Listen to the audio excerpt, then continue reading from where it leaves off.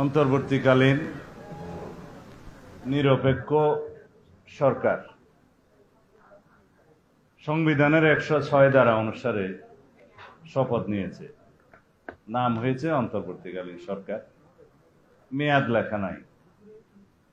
Supreme কোর্টের যে advisory rule সেটা দেয়া হয়েছে। মোটামুটি যদি নিরপেক্ষতা, গণতান্ত্রিক এবং গ্রহণযোগ্য থাকে, এই সরকারের অধীনে নির্বাচন হবে। এটা প্রায় মীমাংসিত। নির্বাচন করে নির্বাচন কমিশন। সরকারের কাজ হচ্ছে শুধু ফ্যাসিলিটেট করা।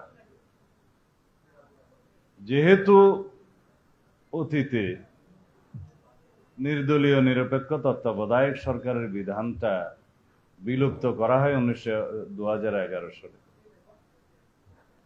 তখন থেকে দেখা গিয়েছে এই নিউট্রাল গভর্নমেন্ট না থাকলে নির্বাচন কমিশন যতই স্বাধীন হোক, সাংবিধানিকভাবে আসলে ছোট জগন্নাথ। সুতরাং ধরে নিতে পারেন এখনকার নির্বাচন কমিশন স্বাধীন, কিন্তু সংস্কারের বিষয়ে এসছে। সরকার প্রধান 6টি সংস্কার কমিশন গঠন করেছে। তার মধ্যে নির্বাচনী ব্যবস্থা সংস্কার কমিশন অন্যতম, সংবিধান সংস্কার কমিশন অন্যতম, সাথে প্রশাসনিক এবং বিচার বিভাগীয় এবং পুলিশ বিভাগের সংস্কার কমিশনও উল্লেখযোগ্য। দুদক তারপরে আসছে। এই সংস্কার কমিশনগুলোর প্রধানদের নিয়ে মাননীয় প্রধান উপদেষ্টা জাতীয় ঐক্য কমিশন নামে একটা বডি গঠন করেছে। তার সাথে সম্ভবত প্রথম বৈঠক রাজনৈতিক দল সমূহের 15 তারিখ হতে পারে। ওনারা আলাপের সময় আমাদেরকে জানিয়েছেন, তবে এখনো আহ্বান করেনি বিদায় সেটা আমরা সুস্পষ্টভাবে বলতে পারবো না, তবে ধারণা করা যায় 15 তারিখ শুরু করবেন। সেটা হবে গ্রাউন্ড ব্রেকিং সেরেমনি। তারপরে আলাদা আলাদাভাবে রাজনৈতিক দল সমূহের সাথে বসবেন এই সংস্কার প্রস্তাবগুলো নিয়ে। আমি বলছি যে নির্বাচন কমিশনের দায়িত্ব যদি নির্বাচন কমিশন পালন করে, সরকার যদি সাংবিধানিকভাবে নির্বাচন কমিশনের সমস্ত কর্মকাণ্ডে সহযোগিতা করে, সাংবিধানিকভাবে ফ্যাসিলিটেট করে, তাহলে নির্বাচন সুষ্ঠু নিরপেক্ষ হওয়ার সম্ভাবনা অন্তত 99 ভাগ। এই বিষয়গুলো মীমাংসিত। এই অন্তর্বর্তীকালীন সরকারের অধীনে এবং বর্তমান নবগঠিত নির্বাচন কমিশনের অধীনেই আগামী সুষ্ঠু নিরপেক্ষ নির্বাচন হবে বলে আমরা বিশ্বাস করি। সেই নির্বাচনের রোডম্যাপ প্রদানের জন্য আমরা বারবার কথা বলছিলাম। গত কয়েকদিন আগেও সরকারের উচ্চ পর্যায়ে মাননীয় প্রধান উপদেষ্টার সাথে আমরা কথা বলেছি। তিনি মোটামুটি আশ্বাস দিয়েছেন যে নির্বাচন ডিসেম্বরের মধ্যেই করার জন্য আমরা সমস্ত আয়োজন করছি। নির্বাচন কমিশনের সাথে আমরা দেখা করতে গিয়েছিলাম। তাদের প্রস্তুতি সম্পর্কে আমরা জেনেছি। আইন হচ্ছে জানুয়ারির 2 তারিখ প্রতি বছর ভোটার তালিকা আপডেট হয়, মার্চের 2 তারিখ সেটা আরো রিফাইন্ড হয়, এরপরে আরো কিছু শুনানির প্রক্রিয়া থাকে, সেটা মে মাসের মধ্যে সমাপ্ত হয়। বলছেন জুনের মাঝামাঝি মোটামুটি নির্বাচনী এই ভোটার তালিকা সংক্রান্ত অন্যান্য কর্ম আমাদের সমাধান হয়ে যাবে। ডিলিমিটেশন সহ কিছু বিষয়ে আইনে একটু জটিলতা আছে, সেটা এর মধ্যে একই সাথে চলতে পারে। এবং অন্যান্য রিফরমেশন যেগুলো আছে, সংস্কার নির্বাচনমুখী, জরুরি, স্বল্প মেয়াদী, অনেকেই কথা বলছেন স্বল্প এবং মধ্য দীর্ঘমেয়াদী। এই স্বল্প মেয়াদী সমস্ত সংস্কারগুলো করে আমরা হিসাব করে দেখেছি এটা খুব বেশি হলে মে জুন পর্যন্ত সময় লাগে। তাহলে এরপরে ইমিডিয়েট নির্বাচন নয় কেন? সবাই বলছে বর্ষাকালীন সময়ে নির্বাচন হয় না, অনেক বন্যা টন্যা হয় আমাদের দেশে। অবশ্য আমি প্রথমবার যখন নির্বাচিত হয়েছিলাম সে সময় জুনের 12 তারিখ ছিল 1996 সনে। বৃষ্টি গরমের মধ্যে অনেক কষ্ট হয়েছে, বাট নির্বাচন সুষ্ঠু হয়েছে, আমরা নির্বাচিত হয়েছি। আজকে দেখি 30 বছর আগের কথা প্রায় বলছি। হতে পারে যদি বৃষ্টির মৌসুমে এই দক্ষিণ এশিয়া এবং পৃথিবীর সবচেয়ে উল্লেখযোগ্য ছাত্র গণ অভ্যুত্থান সংগঠিত হতে পারে, নির্বাচনও হতে পারে। তারপরেও সবার ঐক্যমতের ভিত্তিতে নির্বাচনের তারিখ হোক এবং সরকারও খুব সমস্ত প্রিপারেশন নিয়ে নির্বাচনের আয়োজন করুক, সেটা আমাদের সবার কাম্য। যদি ওনারা নির্বাচন ডিসেম্বরের ভিতরে দিতে চান, তাহলে আরো 3 মাস আগে তফসিল ঘোষণা করতে হয়, অন্তত পক্ষে চূড়ান্ত প্রস্তুতি নিতে হয় নির্বাচন কমিশন, সেটার একটা বিষয় আছে। এই হলো নির্বাচন। তা অনেকে বলবেন যে নির্বাচন করব, কেন করছে? নির্বাচন ছাড়া আর কি বলবো, আপনারাই বলে দিন। বাংলাদেশে যদি গণতান্ত্রিক রাজনৈতিক সরকার প্রতিষ্ঠিত না হয়, তাহলে কি মধ্যমেয়াদী সংস্কার হবে? দীর্ঘমেয়াদী সংস্কার হবে? জনগণের আকাঙ্ক্ষা পূর্ণ হবে? গণ অভ্যুত্থানের ছাত্র জনতার শহীদদের যে প্রত্যাশা এবং আকাঙ্ক্ষা পূর্ণ হবে? কিছুই হবে না। কথা হলো, সেই নির্বাচনের ফলে গঠিত রাজনৈতিক সরকার কতটা গণতান্ত্রিক থাকে, কতটা জনমুখী থাকে, কতটা বিগত দিনের স্বৈরাচারের বিরুদ্ধে বাংলাদেশের রাষ্ট্র কাঠামো গণতান্ত্রিক সংস্কার করে, সেইটা। হ্যাঁ, তার জন্যই তো আলাপ, তার জন্যই তো সংস্কার কমিশন, তার জন্যই তো আমাদের আজকের এই ঐক্যমত। কিন্তু আপনারা এই ঐক্যমত সৃষ্টি করতে গিয়ে আমি মনে করছি অর্ধেক আছে, অর্ধেক নাই। আমরা যারা আছি, এর বাইরেও কিন্তু রাজনৈতিক দল আছে, এর বাইরেও সুধী সমাজ আছে, এর মধ্যেও সাংস্কৃতিক গোষ্ঠী আছে, সামাজিক শক্তি আছে। সবাইকে নিয়ে ঐক্য করতে হবে, কাউকে আপনি বাদ দিতে পারবেন না। একটা বিষয় মনে রাখবেন, ফ্যাসিবাদ বিরোধী যে জাতীয় ঐক্য গঠিত হয়েছে, সেই জাতীয় ঐক্য ফ্যাসিবাদের বিরুদ্ধে যারাই অংশগ্রহণ করেছে, সবাইকে মিলেই সেই জাতীয় ঐক্য টিকে রাখতে হবে। এখানে আমরা কেউ টুপিওয়ালা আছি, কেউ টিপুবিহীন আছি, কেউ অন্য কেউ আছি, কাউকে আপনি বাদ দিতে পারবেন না। ফ্যাসিবাদের বিরুদ্ধে যারাই সংগ্রাম লড়াই করেছে, গণতন্ত্রের স্বার্থে সবাইকে নিয়ে আমাদেরকে ঐক্য রাখতে হবে এবং এই ফ্যাসিবাদ বিরোধী জাতীয় ঐক্যকেই রাজনৈতিক সংস্কৃতি হিসেবে আমাদের চর্চা করতে হবে এই আমাদের এই দেশের রাজনীতিতে। তাহলেই পরে ফ্যাসিবাদের বিরুদ্ধে আদর্শিক আমাদের রাজনীতিটা প্রতিষ্ঠিত হবে। আমাদের রাজনৈতিক ফিলোসফি হবে, এই দেশে যাতে আর কোনোদিন কনস্টিটিউশনাল ফোয়ারার, সাংবিধানিক ফোয়ারার এবং সংসদীয় এখন নায়কতন্ত্র প্রতিষ্ঠিত না হয়। সেটাই হবে আমাদের ঐক্যের মূল ভিত্তি। এখন প্রশ্ন উঠতে পারে, সেটা কি কখনো এই ইউনিটি অফ দি ডাইভার্সিফিকেশন যেটা মান্না ভাই বললেন, সেটাতে সম্ভব?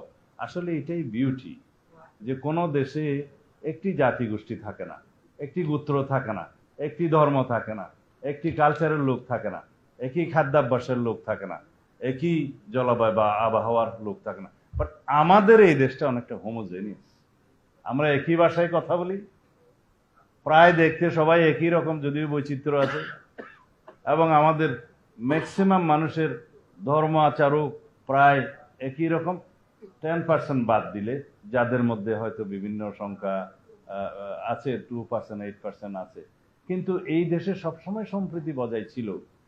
পার্শ্ববর্তী দেশে যখন ধর্মীয় কারণে রায়ট হয়েছে, তখনও আমাদের বাংলাদেশে কেউ কোনো রকম কোনো রায়টে উস্কানিতে পা দেয় না। এটা আমাদের অতীত নজির আছে।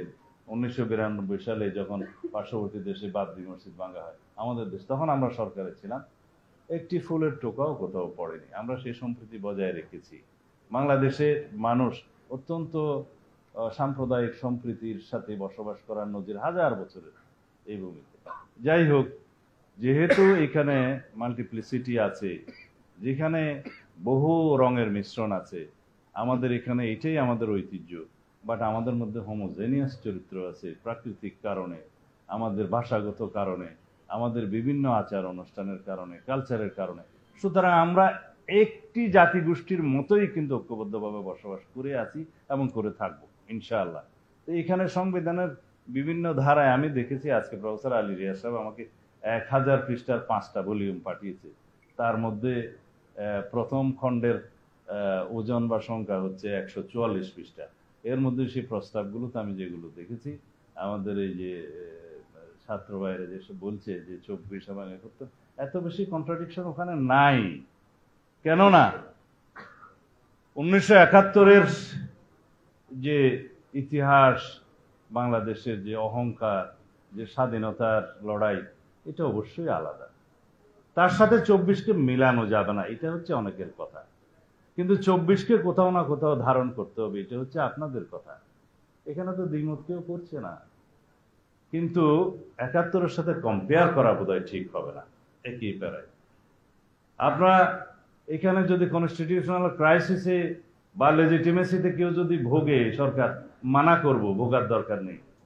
যদিও আপনারা অ্যাকোমোডেট করতে চান, আমাদের ট্রেডিশন হচ্ছে যে সমস্ত ট্রানজিশনাল পিরিয়ডের বিধানগুলো বাংলাদেশের সংবিধানে বিভিন্ন সময় যুক্ত করা হয়েছে সংবিধানের 4র্থ তফসিলে, সেই তফসিলে আমরা দুটো প্যারা যুক্ত করতে পারবো, সেটা একটা আলোচনার বিষয় হবে।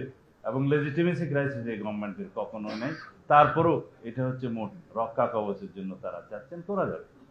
বাট প্রিফেস যেটা সংবিধানের যে বলি যে আমরা বাংলা কি হবে ভাই, না প্রস্তাবনা, প্রস্তাবনা আমার বাংলাতে একটু বেশি অসুবিধা। যাই হোক, প্রস্তাবনার মধ্যে যেটা বিবৃত থাকে প্রত্যেক দেশের সংবিধানের প্রস্তাবনার মধ্যে, ওখানে মূল জিনিসগুলো থাকে, ওখানে আইন থাকে না, ওখানে কোনো ঘটনার বর্ণনা থাকে না। ওখানে যদি আমরা এক্সাজারেশন করি তাহলে অনেক বিষয়ে প্রশ্ন আসতে পারে।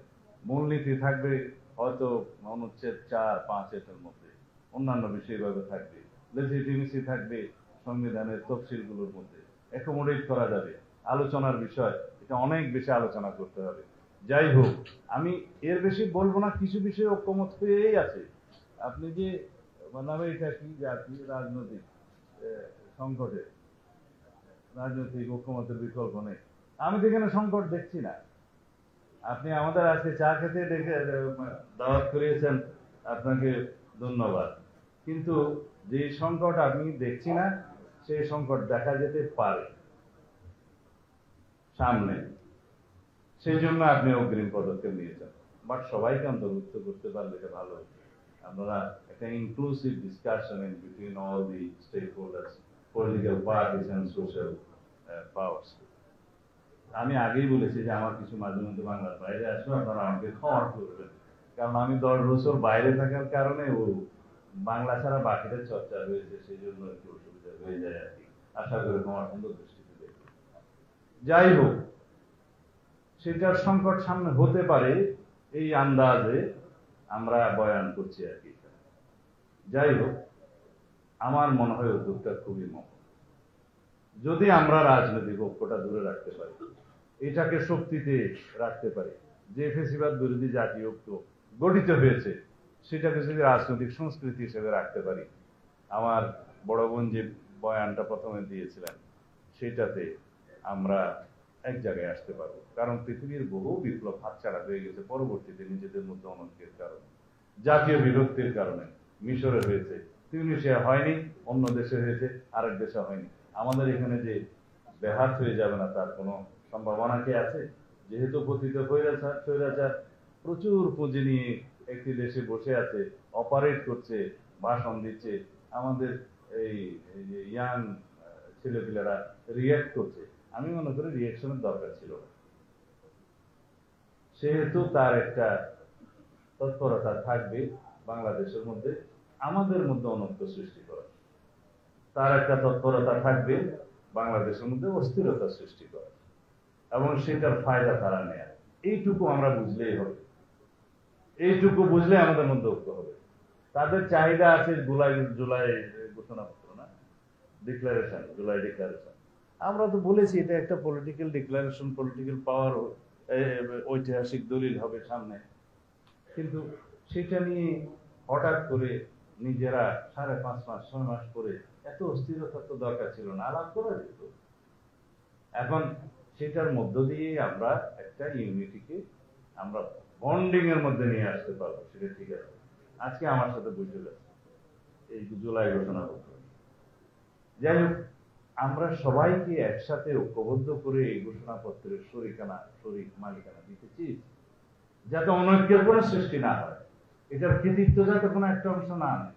দীর্ঘ 16 বছরের ফেসিবাদ বিরোধী গণতান্ত্রিক সংগ্রামে অনেক কিছু হয়েছে, অনেক রক্তপাত হয়েছে, খুন হয়েছে, গুম হয়েছে। আমি নিজেও সেই 10 বছর গুমের শিকার। সেগুলো কি আমরা ধারণ করবো না? এখন যদি বলে যে বাংলাদেশের স্বাধীনতা পরবর্তী সময়ে, মান্না ভাই ক্ষমা করবেন কথা বলতে লম্বা হয়ে যাচ্ছে না, যাই হোক ওই মাইক দিলে যেটা হয় আর কি। তো সেটার পরবর্তী দিকে জাতিতে অনেক রকমের বৈপ্লবিক বলবো না, অভ্যুত্থানিক ঘটনা কি হয়নি? সামরিক স্বৈরাচারের বিরুদ্ধে সংগ্রাম করতে করতে তখন থেকেই আমরা নির্যাতিত। মান্না ভাইরা আমাদের সিনিয়র ছিলেন, তখন থেকেই আমরা সামরিক স্বৈরাচারের বিরুদ্ধে বিরাম সংগ্রাম করতে করতে, অবশ্য যখন 90 হয়েছে তখন আমি নেই, আমার পরবর্তী জেনারেশনরা আছে। সামরিক স্বৈরাচারের বিদায় না হলে কি সাংবিধানিক ভাবে সংসদীয় গণতন্ত্র প্রতিষ্ঠিত হতো? তিন যুগের রূপরেখা হতো? হতো না। যদি বাকশাল বহাল থাকতো তাহলে কি 7ই নভেম্বর হতো? তাহলে কি 1979 সালে বহুদলীয় গণতন্ত্রের পুনঃপ্রবর্তন হতো? এগুলো অনেক ইতিহাস, কিন্তু সব ইতিহাস সংবিধানে আসে না, এগুলো রাজনৈতিক দলিলে আসে, এগুলো আর্কাইভে আসে। কিছু কিছু জিনিসের মর্যাদা আছে একটু স্পেশাল। কয়েকজন একটু আগে একজন বক্তা বললেন যে 10ই এপ্রিল 1971 সালের স্বাধীনতা ঘোষণাপত্রের অবস্থা হয়েছে সংবিধান 5ম দশকে, কিন্তু আপনারা কি জানেন সেটা ইতিমধ্যে আর নাই।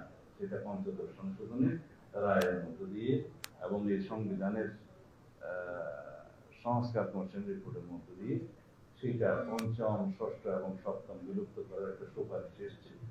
কারণ এটাকে প্রশ্নবিদ্ধ করা হয়েছে একজন ব্যক্তির বক্তৃতাকে তার সাথে আর একটা তফসিলে রাখার কারণ, হাতে লেখা একটা স্বাধীনতা ঘোষণা দেওয়ার কারণ স্বাধীনতার ঘোষণাপত্র এটা একটা ঐতিহাসিক দলিল, সেটা আর্কাইভে ছিল, মর্যাদায় ছিল, সেটাকে মানুষ ধারণ করেছিল, কিন্তু বিতর্কিত করা হলো অন্য দুই একটা জিনিসের সাথে যুক্ত করে তফসিলের অন্তর্ভুক্ত করার কারণে। সুতরাং 15th অ্যামেন্ডমেন্ট যখন একই সাথে নাল এন্ড ভয়েড ডিক্লেয়ার করার জন্য লিখ করা হলো, সেখানে সেটাও এসেছে।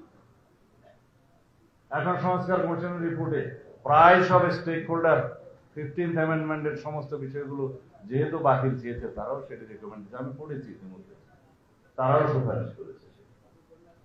একইভাবে যেমন হচ্ছে একজন ব্যক্তির প্রতিকৃতি, ছবি টানানো, জাতির পিতা ইত্যাদি ঘোষণা, সেই অনুচ্ছেদ বাতিলের সুপারিশ এসেছে। এই বিষয়গুলো তো অপ্রমত সৃষ্টি হয়ে গেছে। তারা সেই রিপোর্টগুলোতে যারা যারা সুপারিশ করেছে এবং যারা জরিপের মধ্যেই ফলাফল এসছে, সারা জাতি চেয়েছে, সবকিছু অন্তর্ভুক্ত করেছে। পৃষ্ঠা সংখ্যা 1000-এর মতো প্রায়। সুতরাং জাতিতে একটা ঐক্যমত্য এসছে অনেকগুলো বিষয়ে।